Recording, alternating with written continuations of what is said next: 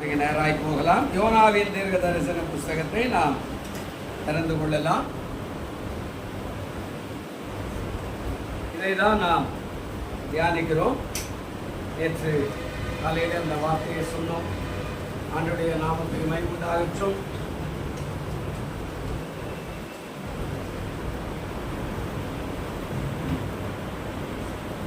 ஒன்றாம் அதிகாரம் 1வது வசனத்தை வாசிக்கலாம்.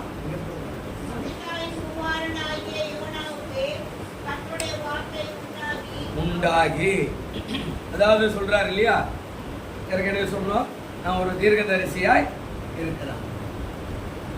அவருடைய குமாரன் தான் இவன். இப்போ அவருக்கு வார்த்தை வருகிறது, எழுந்து மகாநகரமாகிய நினிவேக்கு போய் அதற்கு விரோதமாய் பிரசங்கி அவருடைய அக்கிரமோ என் சமூகத்துல வந்து எட்டின.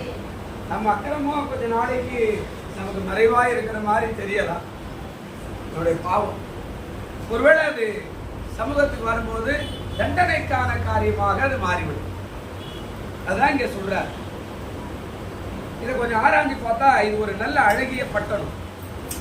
நினிவே அப்படின்னா நதிகள் ஓடின பட்டணம், மலைகளும் பள்ளத்தாக்குமான ஓடின பட்டணம், பாபிலோனுடைய கோயில்கள் நிறைந்த ஒரு பட்டணம், அழகான வீதிகள் உள்ள ஒரு பட்டணம், செடி கொடிகள், ஆற்றங்கரைகள், பயிர் வகைகள் நிறைந்த ஒரு பட்டணம்.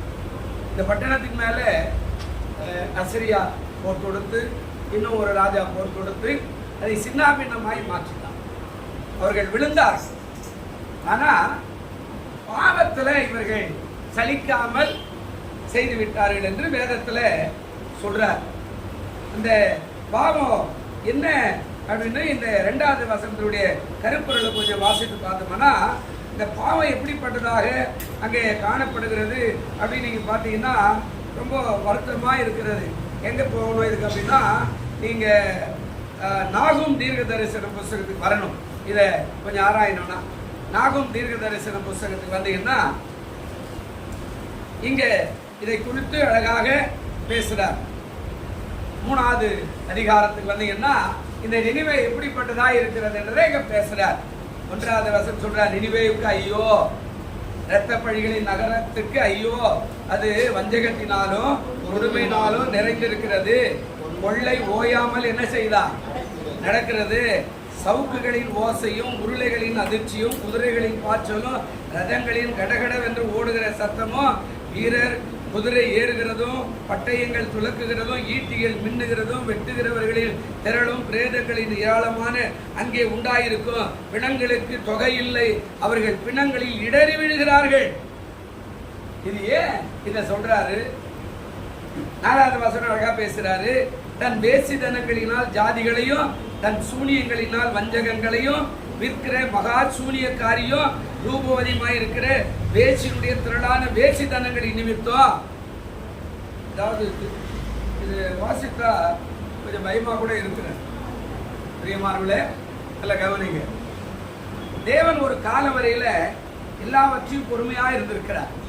அதுக்கப்புறம் அந்த காலத்துக்கு ஒரு முடிவு உண்டாக்கும்படியாக இறங்கி வருகிறார். ஒருவேளை இந்த காலம் 2025 கர்த்தர் நமக்கு ஒரு பாக்கியமாக கொடுத்திருக்கிறார். அல்லேலூயா சொல்லுங்க, அல்லேலூயா. ஆனா நம்முடைய அக்கிரமனுடைய பாவம் தொடர்ந்து ஓடிக்கொண்டே இருக்குமானால் ரொம்ப வேதனையான காரியமாயிடும். இந்த வேதனைக்கு காரணமே இங்க அதுதான் சொல்லப்படுகிறது. அதாவது இந்த பாவம் ரொம்ப கொடிதாக அது ஆண்டவருடைய சமூகத்துக்கு வந்து எட்டினதாக அவர் சொல்றார். என்ன சொல்றாரு? அதாவது பாவம் அதாவது எப்படி வந்தது அப்படின்றத அங்க சொல்றாரு. அந்த பாவத்தை தான் அங்க சொல்றாரு மிதமிஞ்சிய, அதாவது அங்க என்ன சொல்றாரு, மிதமிஞ்சின ஒழுக்க மற்றவர்களாயும் இருந்தார்கள். அடுத்த காரியம் சொல்றாரு, அதாவது என்ன சொல்றாரு அப்படின்னா, தோற்றத்தில் இனிமே கவர்ச்சியா இருந்தாலும் உள்ளிலே வேசித்தனம் தொழிலாயிருந்தது. அதாவது சீரழியும் ஒழுக்கமும் உணர்ச்சிகளை தூண்டும் கிரியைகளும் நிறைந்ததாய் இருந்தன. நகரத்தில் சூனியங்களும் மந்திரவாதங்களும் ஆவிகளின் கிரிகளும் காணப்பட்டன. மக்களின் வாழ்வை பிசாசுகளும் அசுத்த ஆவிகளும் கட்டுப்படுத்தின. இத்தகைய 2 பாவங்களை ஆண்டவர் பொறுக்க முடியாததான் அந்த நினிவேவுக்கு அழிவை கொடுக்க ஒரு தீர்க்கதரிசியுடைய மகனை அனுப்புகிறார். அல்லேலூயா. நம்ம ஒரு வருஷம் ஊதி இன்னொரு வருஷம் பிறகுதுன்னா நம்ம தீர்மானம் எடுப்போம், அது ஒரு குறிப்பிட்ட காலத்துக்குள்ளே மறைந்து போகும். ஆனால் நம்ம அந்த தீர்மானத்தை ஆராய்ச்சி பார்க்கணும். ஏன் நமக்கு இந்த காரியம்? நம்ம ஒருவேளை வெளித்தோற்றத்தில் இப்படிதான் இருப்போம். சில உள்ளான தோற்றம் கடவுளுக்கும் அவனுக்கு மட்டுமே தெரிஞ்ச ஒரு காரியமாய் இருக்கு. ஒரு மந்திரவாதி ரட்சிக்கப்பட்டா அப்போஸ்தலர் நடவடிக்கைகள் இருக்குது.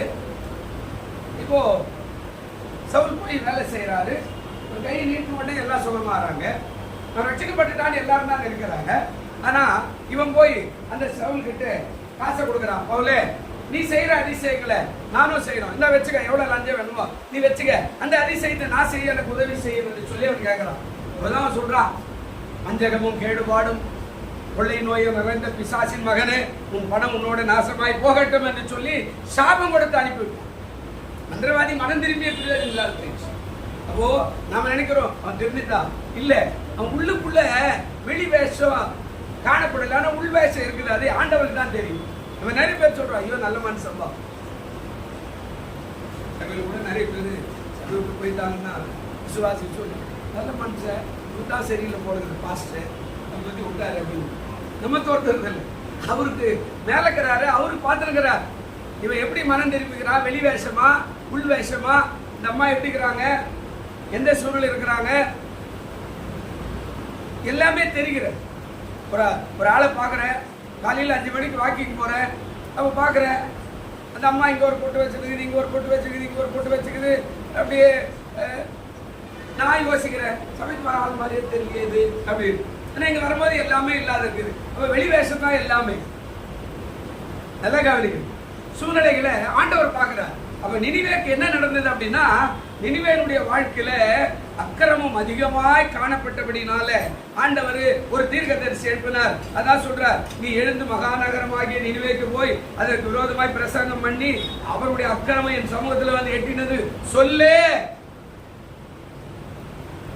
ஒரு வசனவாசி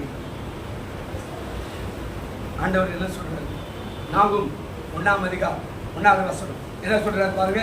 நாகும் 1ஆம் அதிகாரம், நினிவேயின் பாரம் எல்கோசானாகிய நாகூமின் தரிசன புஸ்தகத்திலே இருக்கிறது. அப்படின்னா என்ன, நினிவேயின் பாரம் ரொம்ப ரொம்ப கஷ்டமான பாரமாக இருக்கிறது. பிரியமானவர்களே, வாழ்க்கையில இது எதுக்காக இந்த வருஷம் ஆண்டவர் காட்டினாரு எனக்கு தெரியல. நானும் ஒரு பல புத்தகங்களை வேதத்தை செடி பைபிள் வச்சு என்ன பேசணும் ஆண்டவரே அப்படின்னு எல்லாம் கேட்டு நிறுத்து. ஆனா இந்த வார்த்தை தான் கடைசி. ஒருவேளை மனம் திரும்பி தேவனுக்கு முன்பாக தாழ்மைப்படுகிற ஒரு காரியத்தை நாம் செய்யும் போது நமக்குள்ள பாவம் இல்லை, ஆனா தாழ்மைப்பட வேண்டிய ஒரு காரியத்தை கர்த்தர் ஒருவேளை நமக்கு காட்டினா நாம் அதை சரிப்படுத்தும் போது அது நமக்கு ஆசீர்வாதமாய் மாறிடும். அல்லேலூயா சொல்லுங்க, அல்லேலூயா. அப்ப இங்க என்ன சொல்றாரு, நீ எழுந்து போ. ஆனா இவன் போக மாட்டான். அடுத்த சப்ஜெக்ட் அது பார்க்கலாம் அப்புறமா. ஆனா இவன் ஏன் போக மாட்டான்றா அப்படின்னா, அவனுக்கு தெரியும் சில காரியங்கள் எல்லாம் அங்க இருக்குது உள்ள, அவன் அதனால பயப்படுறான்.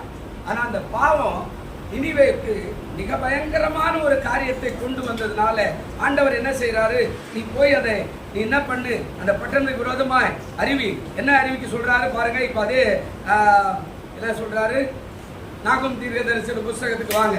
மறுபடியும் சொல்றாரு, அவர் எப்படிப்பட்டவராக இருக்கிறார் என்று பார்க்கலாம். அதாவது அங்க சொல்றாரு, என்ன காரியத்தை சொல்றாரு அப்படின்னா, இந்த நினிவே 2ஆம் அதிகாரம் 1வது வசனம் வாசிங்க. என்ன சொல்றாரு பாருங்க. நாகும் 2ஆம் அதிகாரம், சிதறடிக்கிறவன் உன் முகத்துக்கு முன்பாக வருகிறான், அரணை காத்துக்கொள், வழியை காவல் பண்ணு, அறையை கெட்டியாய் கட்டிக்கொள், உன் பலனை மிகவும் சிறப்படுத்து. அல்லேலூயா. 4 காரியம் சொன்னார். என்ன காரியங்க? அரணை என்ன பண்ணுங்க, பாதுகாப்பை சரிப்படுத்து. என்னங்க பாதுகாப்பை, வெளியாடு உள்ள வராதபடி பாதுகாப்பு. அதுதான் பாதர் கூட பாடினார் இல்ல, ரத்த கோட்டைக்குள்ளே நான் என்ன செய்துட்டேன், நுழைந்து பாதுகாப்பு. ரத்த கோட்டை தான் யோபு கேட்டான், பிசாசு கேட்டா, நீ என்ன அவனை சும்மாவை ஆசீர்வதிச்சீங்க, என்னால உள்ள போக முடியலையே.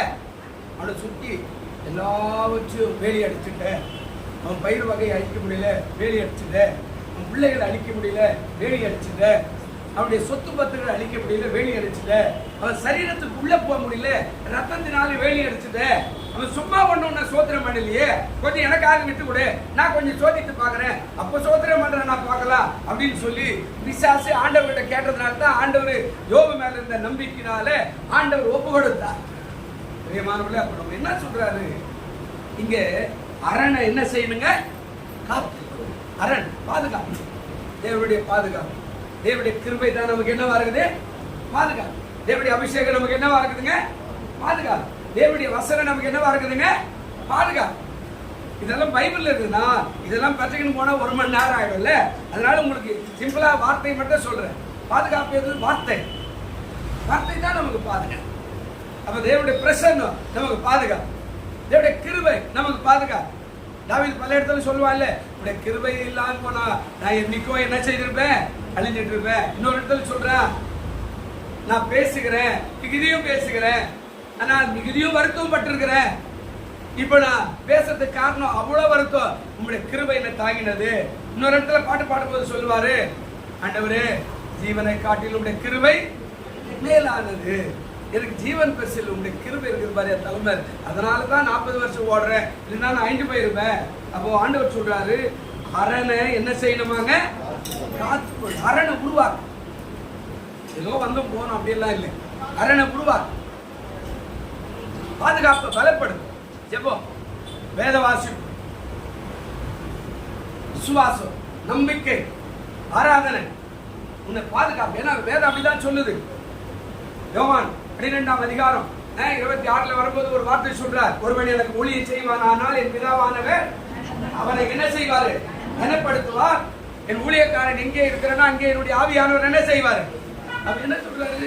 நீ ஆராதிக்கும் போது உன்னோடு கூட இருக்கிறாரு, நீ வேத வாசிக்கும் போது உன்னோடு இருக்கிறாரு, நீ ஜெபிக்கும் போது உன்னோடு இருக்கிறாரு, நீ சபைக்கு வரும்போது உன்னோடு கூட இருக்கிறாரு, நீ ஆண்டவரை துதிக்கும் போது உன்னோடு இருக்கிறாரு. அல்லேலூயா சொல்லுங்க, அல்லேலூயா. அப்ப அரணை பாதுகாப்பா வச்சுக்க. இது லகுவா போயிட்டா உள்ள வருவாரு, தொட்டு தொட்டு பார்த்துட்டு போறான் பிசாசு. யோப பாக்குறான், உள்ள போக முடியலையே, போய் தட்டி தட்டி பாக்குறான். அது ரத்த கோட்டைக்குள்ள அப்படியே பலமாய் கட்டப்பட்டிருக்கிறது. ஒருத்தனே அசைக்க முடியல, பிள்ளைகளை அசைக்க முடியல, மனைவி அசைக்க முடியல, புருஷனை அசைக்க முடியல, அவனுடைய பயிர் வகைகள் ஆடு மாடு ஒன்னையுமே தொட முடியல. என்னால பிரியமானவர்களே, நம்முடைய வாழ்க்கையில ஆண்டவர் எப்போதுமே ஆசீர்வதிக்கிறவராய் இருக்கிறார். நீ நானும் நினைக்கிறோம். அந்த பாடல் பாட்டு எனக்கு நிறைய பிடிக்கும். நான் சொல்றேன், அமல் ஜெபிக்க வரும் தாங்கப்பா. நீ தூங்கினா எதிரி என்ன பண்ணுவா? ஆமா, நீ தூங்கிட்டா எதிரி என்ன பண்ணுவா? கலைய பிள்ளைகளுக்கு மத்தியில் விதைக்கிறான், வேற பிள்ளைகள் மத்தியில் விளைக்கிறான். நீ சோதரம் உன் பிள்ளைகள் அங்கே போய் ஆத்திராத்திரன்றாங்க, கலைய விதைக்கிறான். அது வேதனையாக மாறுகிறது. அதனால நீங்க நல்லா கவனிங்க. ஆண்டவர் சொல்ற, அரணை என்ன செய்யுங்க? இதோட நிறுத்திடுற. இதுல இன்னும் கீழே நிறைய இருக்குது இல்ல, அவர் சொல்றாரு அரணை என்ன செய்யுங்க? காத்துக்கொள்ள. கீழே போன இன்னொன்னு நிறைய சம்பவங்கள் இருக்குதா இல்லையா? என்னங்க அடுத்த காரியம் என்ன இருக்குது? இதெல்லாம் நாளைக்கு சொல்லுவோம். கர்த்தருடைய நாமத்துக்கு சோதனை. நேரம் ஆயிடுச்சு இல்ல, 8:10 ஆயிடுச்சு. ஆண்டவர் சொல்றாரு, உன் அரண் ரொம்ப ரொம்ப அவசியம். பிரியமான தேவனுடைய இந்த அரணை நீ சரியா காத்துக்கல அப்படின்னா உன் வாழ்க்கை ரொம்ப ரொம்ப கஷ்டமான ஒரு காரியமாய் மாறிடும். பாதுகாப்பு, அரண் பாதுகாப்பு ரொம்ப அவசியம். தேவனை பாதுகாப்பா வச்சுக்க. தேவனை அண்டி சார்ந்து கொள். அவருடைய பாதுகாப்புக்குள்ள பலப்படுத்திய. தாவீதை கல்லடிக்கிறாங்க, நியாயத்துக்கு தான் கல்லடிக்கிறாங்க, அநியாயத்துக்கு ஒண்ணு இல்லை. இவனும் கொள்ளடிக்க போறான், இவன் பின்னாடி 400 பேரை கொள்ளடிக்க போறாங்க. போய் திரும்பி வந்தா அவருடைய மனைவி காணும், பிள்ளையை காணும், கூடார காணும், ஆடு காணும், மாடு காணும், எதுவுமே காணும். இப்ப எல்லாரும் என்ன பண்ணிருக்கணும்? எல்லாரும் என்ன பண்ணிக்கணும் தெரியல. எல்லாரும் என்ன பண்ணிக்கணும்? ஐயோ ஆடை காணுமே, மாடை காணும், என் முன்னாடி காணுமே, என் பிள்ளைய காணுமே, ஐயோ கடவுளையா நீ இப்படிதான் விட்டேனா? இப்ப இவங்க பேர் என்ன பண்ணாங்க? கல்லை எடுத்து, தாவீது உன்னாலதான் என் முன்னாடி காண முடியா நீதியா எல்லாரும் அடிக்கும் போது அவன் ஒண்ணுமே சொல்லல. அப்படியே தன்னை தேவனுக்குள்ள அவன் என்ன பண்ணிக்கிட்டாங்க? காத்து கொண்டான். அதான் பாதுகாப்பு அரண். அல்லேலூயா. எல்லா கல்லும் வருது, ஆனா எல்லாமே தடைகிறது. ஆண்டவருக்குள்ள அவன் தன்னை திடப்படுத்திக் கொண்டான் என்று அந்த அதிகாரம் சொல்லுகிற 1 சாமுவேல்ல 30வது அதிகாரத்துல சொல்லும்போது சொல்றாரு, அவன் தன் தேவனாகிய கர்த்தருக்குள்ள தன்னை என்ன செய்தான், திடமாக்கி கொண்டான். உனக்கு வருகிற அத்தனை வேதனைகளோ, கண்ணீரோ, கவலைகளோ, நெருக்கமோ, துன்பங்களோ, துயரங்களோ, அந்த வசை சொற்களையோ ஆண்டவர் ஏற்றுக்கொள்ள, ஆண்டவருக்குள்ள நீ மாறிட்டியனா, அந்த அரண் தான் உன்னை கடைசி வரைக்கும் காப்பாற்றும். அல்லேலூயா. கர்த்தர் உங்களை ஆசீர்வதிப்பார். இனிமே என்னுடைய காரியத்தை தான் இந்த வருஷம் ஃபுல்லா இந்த 40 நாளும் தியானிக்க போறோம். ஆண்டவர் தாமே ஆசீர்வதிப்பார். கண்களை மூட எழுந்திருப்போம். நல்ல பிதாவே, இந்த செய்தியை பார்த்து கொண்டிருக்கிறேன், கேட்டுக்கொண்டிருக்கிறேன் பிள்ளைகளுக்காய் சோத்திரம் ஒரு அன்பு கரத்தில் ஒப்புக்கொடுக்கிறேன். இனிமையின் பாரம் மிக கொடுமையாய் இருக்கிறதை பார்க்கிறோம். ஆண்டவரே, இந்த பாரத்தை நாங்கள் பார்த்தா எவ்வளவு வருத்தமாய் இருக்கிறதப்பா. நாங்கள் எப்படி தப்பி பிழைப்போம் என்று எங்களுக்கே கூட ஆண்டவரே பயங்கரமா இருக்கிறது. கர்த்தர் நீ சாந்தம் உள்ளவர் என்று வேதம் சொல்லுகிறது. நீ சாந்தம் உள்ளவராயிருந்து உதவி செய். இதை பார்த்து கொண்டிருக்கிற, கேட்டுக்கொண்டிருக்கிற எல்லா மக்களையும் இயேசுவின் நாமத்திலே ஆசீர்வதி. அரனை காத்துக்கொள்ள கிருபை செய். தாவீதை போல எங்களுக்கு அந்த வழிகளை உண்டாக்கு. இயேசுவின் நாமத்திலே வேண்டிக் கொள்கிறோம். எங்கள் ஜீவனுள்ள நல்ல பரலோக பிதாவே, என் ஆத்துமா